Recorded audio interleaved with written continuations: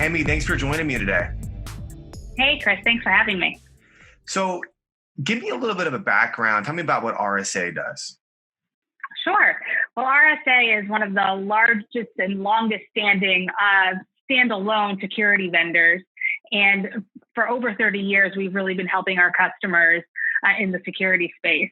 And what we focus on is helping customers in their digital transformation and really understanding digital risk management and bridging the gap between security and understanding risk so that they can continue to drive innovation within their own industry. Okay. And I mean, RSA is a brand name that's, been around in security forever. And I understand you've been with RSA a little while. Tell me about what you do at RSA, and tell me about a little bit of your background that led you to where you're at today. Sure. Well, I run product marketing across RSA's 4 business units and have been at RSA for 10 years, always within the product marketing realm. I am definitely a product marketing geek and a security nerd. So I found myself in the perfect spot for my career. I'm really lucky and have an incredible team who work really hard in translating our really the needs of our customers in the market at large into our product positioning and messaging, and really making sure that our technology is really meeting the needs of the market. So I feel really lucky to have been at RSA for 10 years. And again, incredibly lucky by the team that I'm surrounded by day in and day out. Just a side follow-on question here. I'm really happy to be talking to you because I'm new to cybersecurity, but I definitely have been around product marketing. And I think in this industry, product marketing is one of the most important ways to go to market or be able to communicate to your customers. Would you agree or add some thoughts to that? Yeah, absolutely. I mean, again, I'm self-proclaimed product marketing geek. I love speaking about product marketing. And as a hiring manager, I spend a lot of my time discussing what product marketing means and the impact that I think product marketing has both on the company that the product marketer works on, but really the larger, broader market at large. I call product marketing a role of a translator. It sits in between technology and business value. And it has to be multilingual. We have to be able to translate not only technology into business value, but we have to understand the business value and translate that back into market needs internally.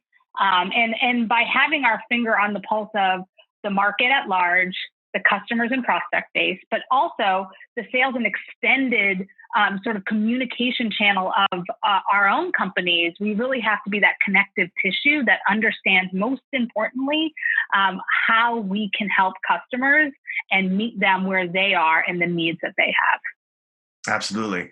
So let's jump in and let's talk a little bit about what I wanted to bring you on to chat about today, this topic of the remote workforce, this major shift that's happened recently. And I wanted to, since we're both in marketing, really address this first topic and talk about, let's dive into some of what we've seen in the space. There's been a ton of marketing hysteria around the coronavirus. Threat actors are using this as they're very opportunistic. But also people that sell business to business and market business to business are really using this, for lack of a better term, to kind of ambulance chase. And so I wanted to get on with some of our partners, and we've had discussions internally and discuss, obviously things have changed. The marketing hype, rather it's correct or overblown, whatever it is, let's really talk about what's really going on. That's what I wanted to ask you is, what's changed in your organization since this shift to remote work has happened? Yeah, when you think about what has changed since the pandemic has occurred, it's what hasn't changed, really. I mean, it's been such an incredible amount of rapid change that we've all had to adapt on just as employees and humans, right? I think as a marketer, it's really, really important to understand the current need of the market and the current need of your install and customer base. Because again, as a human, as a consumer, we know how often and how sort of obnoxious some messaging that have been flying over the wire around how name a vendor under the sun that is going to help an organization ride this crisis out. And so what's really important, I believe, and RSA believes, is that we have to understand how we can actually help. And it has to be something that's helpful right now. And it has to be something that we have the right to help with. And it has to be something that people would want us to help with. We really spent a lot of time at looking at phases of the crisis and how organizations are going to be looking across pandemics in this specific example, but really in any idea of, a business disruption at massive scale. RSA was in business at 9/11, right? So a different problem, different impact sort of globally, but absolutely seeing some of the same trends. And so, if a vendor has the right and the ability to help, absolutely, we believe that that communication channel and reaching out to the market at large and your install base is absolutely understandable. But beyond that, I would call it ambulance chasing. And, again, as a marketer, making sure that people understand and are empathetic to the receiving end of that marketing is really important. And we have spent a lot of time thinking and talking about that at RSA. So I appreciate you. We're on the same lines there. But, stuff has changed, obviously. And what pain points have you seen with your customers and how are they addressing them? Absolutely. When we're talking about the move to a remote workforce, right, or the workforce transformation that we really have been seeing play out in the market now over the past 5 years, just rapidly happened all of a sudden, right? Across the world, organizations were saying, you have to work from home remotely. And if you can think of all of the needs from an IT perspective that were needed, it's very specific. We need gear to these employees who maybe have never worked from home. RSA, in our heritage in authentication and identity, help millions of people remotely authenticate into their VPN or their cloud applications every day because they have already gone through that transformation. But at the time of a business disruption and the time of a pandemic, that need, the just was incredibly overwhelming. And so again, RSA's ability to help customers rapidly deploy multi-factor authentication so that they can work from home was really, really impactful on the behalf of our customers and customers that are new to RSA.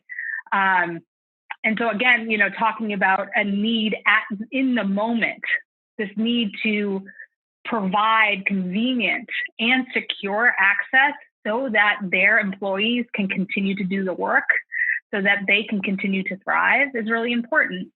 And that was really the initial change that we saw in our own business, was this rapid need for authentication that was frictionless and secure. If you think about, as this continues to play out, that the role of employees has also changed. So, an anecdote that I've heard from a customer recently is that they had to pull almost 50% of their employees from their day job into the call center because this is a travel agent, and they had to outreach to millions of customers to say, your flight is canceled, or this has changed, and this is the action we're taking, and this is how we're taking care of you. And they just didn't have enough humans in the call center to do that. And so why does that matter for security, right? Well, why it matters is now that you've given access to customer data, that these employees don't typically have the right or the entitlement to do. And so when this surge goes back to normal, whatever our new normal turns out to be, these employees go back to their normal day job. Who remembers to revoke that entitlement? Who remembers to say they shouldn't have access to those systems? So there's a long tail to governance and lifecycle around identities, permissions, controls that we're already seeing our customers start to think through. And that is really going to be an important sort of second wave, we believe, from an identity perspective that customers will deal with. Yeah. And then if I could talk about two, other quick topics. One is this idea, again, because of this explosion of the perimeter, right? If we even had a perimeter before this began, which we didn't, but the further sort of explosion of endpoints and the fact that we no longer have a perimeter, which we can build a higher wall upon, organizations need visibility. They're going to need to understand where data lives. They're going to need to understand who is accessing what and why. Because as you said rightfully in the kickoff, cyber criminals are taking advantage of this. And so the idea of having security operations and controls in place to provide the visibility and the insights and the action to remain secure is going to be really important. And then finally, business continuity plans. No one in their right mind today is trying to write a business continuity plan because they're living out their business continuity plan. But you better bet that organizations are going to come out of this and start thinking, what could I have done better? The next time this happens, how can I be better prepared? Where was I missing controls? Did I understand all of my risks? And so that idea of understanding the full life cycle and business continuity plans and crisis management is also going to be something that's really fundamentally changed moving forward. Absolutely. So just to summarize that was great. So I'm hearing, hey, visibility is an issue, needs to be addressed. Obviously, the business continuity is something they have to address now and after. And then the other piece is acceptable use, right? We're going to have to understand when this is over, what kind of privileges do we give our users? What is acceptable use now in the new normal? So that makes a ton of sense to me.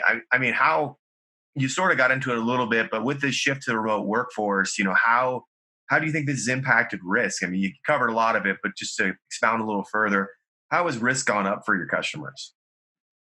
Yeah, I think in so many cases, what we'll see is that the move to remote workforce has introduced new vulnerabilities and new paths for cyber criminals in many ways. And that, again, by understanding those risks holistically, organizations will be able to stay on top of it.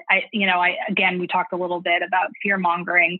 There's a risk to sort of say, now we're all more exposed and we're all much more vulnerable. I think organizations understand that they need to be continually assessing their risk. I think visibility is going to be absolutely fundamental to that assessment and understanding what controls they might need to put into place. But there definitely will be changes.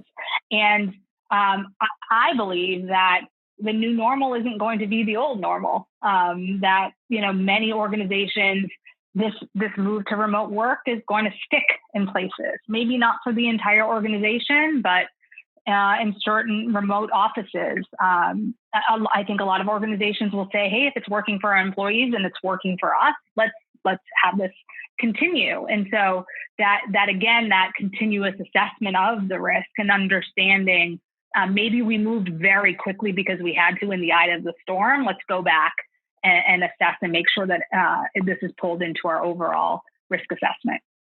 Do you think maybe that this change, I mean, obviously it's, increased the risk vectors, but do you think it really in a lot of ways has highlighted or uncovered risk that was always there and now organizations are just finally seeing it and realizing it's an issue? Yeah, absolutely. I mean, I think it's shined a light on risk. It hasn't necessarily introduced new risks. I think the attention that cyber criminals are potentially paying has changed as well. I mean, we know that cyber criminals and fraudsters use smoke screens, right? And so talk about smoke screens being able to sort of engage with your target who is undergoing a crisis and sort of sneak under that smoke screen is unfortunate, but it's the truth. And we definitely have heard that anecdotally from our customers. And so I don't think that it's the risks that have changed. I think it's the timing. And I think the overall sort of pace that things have happened that really are introduced the new level of risk. So on that topic of risk, what are some of the common trends you're seeing customers are, implementing to solve these risks? Are there do's or there don'ts? So how are they mitigating this? Yeah, I mean, I think again, while organizations are looking through their business continuity plans today and sort of the crisis management, those are pre-planned and hopefully have taken into account for a pandemic and based upon either data from WHO or CDC, right? Understanding and continually assessing while you're in the phases of the pandemic. And so from a best practices perspective, a lot of that is driven by, organizations that, understand pandemic and the response that has to happen. And I think that, again, organizations are looking at how this might change things longer term and potentially making sure that they have identified those gaps and put the controls in place next time. We all learn very well when we learn from mistakes. Best laid plans don't always happen as we thought. And so I think that we'll see that learning happen as well here. Perfect. I appreciate that. So let's talk about moving forward. You mentioned a few times, and I totally agree with you, this new normal. What does this new normal look like? I don't think we're ever going to be the same, not just, in work, but just in life in general. I think things have changed forever. But that being said, how do you think this is going to change the landscape of cybersecurity, the industry, the industry that we work in? How's it going to change that? Yeah, it's a good question. And I think, cybersecurity, risk management fundamentally are made of individuals who are always trying to think of what's next, right? It's sort of in our DNA to try to look down the road as far as possible and not be surprised by unknown, but be prepared for the known unknown. And so I think we'll continue to evolve. And I think, the evolution of where RSA believes there's opportunity is between the intersection of security and risk. Security is no longer, a dark art done in the basement by somebody in a hoodie, right? It's a board level conversation. And that change has happened over the past 10 years. Risk professionals are, not only thinking about, operational or financial risk. They're thinking about the risk of the business and how to maintain innovation and how to continue to introduce new business models and interact with their customers differently, right? It's all about trying to break down risk to move faster. And so the intersection of security and risk, is really important. And I believe will bring out the new wave of innovation that really is going to be unleashed by digital transformation. And if anything, what this sort of pandemic has taught us is how we can be resilient in the face of, absolute change. And that by, leveraging technology, by leveraging new ways of working together and understanding one another, we can continue to innovate. And I think that's going to be a theme moving forward. So you started to touch on this already, but let me see if you can give me a little more detail. So, moving forward, how does the RSA value proposition change? Is it those intersections you were just talking about? Yeah, we have been spending, the past year really talking with our customers, meeting folks in the market to understand what digital transformation means for them, right? So how are they leveraging new ways of doing business, new technologies, new processes that are new to drive innovation and remain competitive in today's super, super competitive and fast moving marketplace. And we believe that that's RSA's path forward, is helping our customers embrace that digital transformation. It's embracing the positive side of risk that's really going to unleash that. And again, by combining the practices or understanding integrated risk management and understanding security operations, and the intersection of those two is really important. And we believe if they're done in silos, that organizations are going to have a harder time to embrace that positive side of risk. Well, Amy, I appreciate it. You're one of those rare marketing / IT cybersecurity nerds. There's not many of you out there. And so I appreciate you giving me your unique insight to kind of cover both sides of this issue. But before we leave today, do you have any parting words you wanted to leave with us? It could be related to the pandemic or cybersecurity or whatever you want to say. Yeah, I mean, no, thanks. I appreciate you having me on. It's always, good to talk with a fellow marketer in our space. Again, I think there's so much that we don't know about when we're going to return to the new normal, which will not be our old normal. But again, I think that by understanding and assessing risk and really looking at the security posture of organizations moving forward, we're going to come out of it stronger. So I think it's exciting.